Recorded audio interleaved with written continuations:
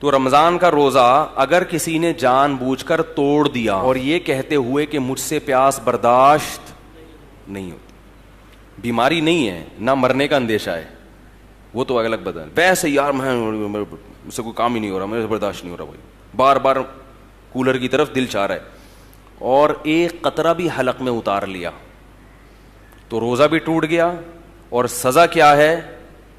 60 روزے لگاتار. نہیں آ رہی میرا خیال ہے بات سمجھ میں. روزہ توڑنے کا کفارہ کیا ہے؟ رمضان کا روزہ 60 روزے جان کر اگر توڑا ہو کسی نے, 60 روزے بولو بھائی لگاتار, ورنہ توبہ قبول نہیں ہو. اور یہ والا روزہ بھی قضا کرنا پڑے گا.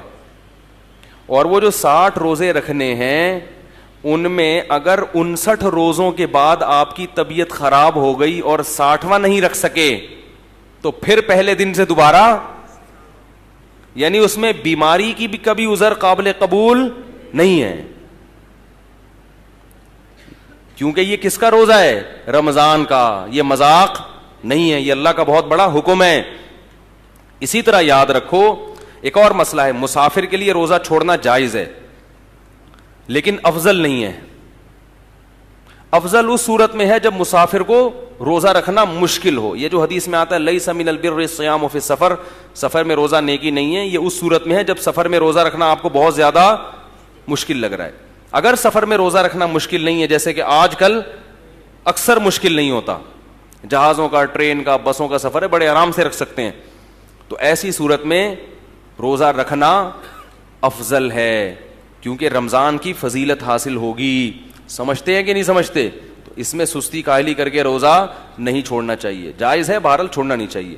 ایک مسئلہ یہ ہو گیا. دوسرا مسئلہ اور اچھی طرح سمجھیں کہ یہ جو مسافر کے لیے روزہ چھوڑنا جائز ہے یہ اس صورت میں ہے جب سحری کا وقت سفر کے دوران آ جائے. ہمارے ہاں یہ ہوتا ہے کہ دوپہر کسی کا لاہور جانے کا ارادہ ہے تو صبح روزہ چھوڑ دیتا ہے کہ میں تو سفر میں. ایسا نہیں ہے, سحری کا وقت مقام پہ آیا ہے تو ابھی آپ مسافر بنے نہیں ہیں, آپ دوسرے مسلمانوں کی طرح آپ پر بھی روزہ فرض ہے کیونکہ ابھی آپ مسافر بنے نہیں ہیں. اب جب آپ نے روزہ رکھ لیا تو سفر میں اس کو مکمل کرنا واجب ہے, سفر میں آپ وہ توڑ نہیں سکتے. ایک خاتون کا پچھلے سال فون آیا, میں امریکہ سے پاکستان آ رہی تھی تو میں نے روزہ رکھ لیا تو سورج ہی نہیں غروب ہو رہا.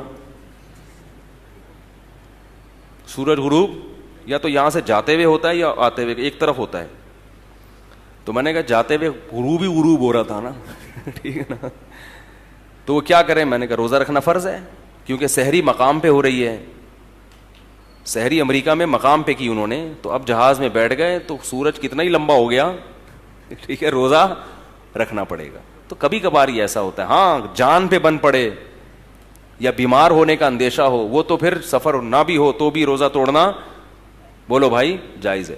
تو ایک مسئلہ ہے. دوسرا مسئلہ یہ, مسافر نے روزہ چھوڑ دیا, سفر میں سحری آئی تھی, آپ یہاں یعنی آپ جہاز میں بیٹھے لاہور سے کراچی آ رہے ہیں, راستے میں سحری کا وقت ہو گیا جہاز کے دوران یعنی پرواز کے دوران, تو آپ روزہ چھوڑ سکتے ہیں, آپ نے چھوڑ دیا روزہ. لیکن جب آپ نے روزہ چھوڑا تو جہاز میں ہی بیٹھ کے جتنا کھانا ہے کھا لیں. جب ایئرپورٹ پہ آپ اترے اور کراچی میں مقیم بن گئے تو جیسے ہی اپنے علاقے میں داخل ہو گئے یعنی شہر میں داخل ہوئے تو اس وقت کھانا پینا آپ کے لیے جائز نہیں ہے, بند, کیونکہ اب آپ مسافر نہیں رہے. اگرچہ روزہ نہیں ہے لیکن روزے داروں کی طرح آپ کو رہنا پڑے گا کیونکہ آپ نہ مسافر رہے نہ مریض رہے.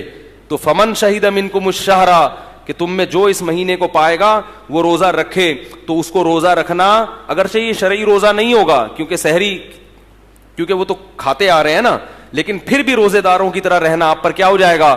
واجب ہو جائے گا. نہیں آ رہی بات؟ ہم نے دیکھا ہے مسافر کا روزہ نہیں ہے, وہ آ کے کھا رہا ہوتا ہے. بھائی اب تو مسافر نہیں رہے نا تم, اب تھوڑی مسافر ہو, اب چپ آرام سے جیسے دوسرے بیٹھے ہوئے ہیں نا اس طرح بیٹھو, کھانے پینے کی اجازت. وہ کہتے ہیں جب میرا روزہ ہی نہیں ہے تو روزہ بھی مجھے بعد میں بھی قضا کرنا پڑے گا اور اب بھی مجھے کھانے پینے کی اجازت نہیں ہے. بالکل ایسا ہی ہے, بعد میں یہ قضا بھی کرنا پڑے گا کیونکہ آدھے دن تو آپ چرتے رہے نا, آدھے روزے تھوڑی ہوتے ہیں, اور آدھا دن آپ کو روزے داروں کی طرح رہنا بھی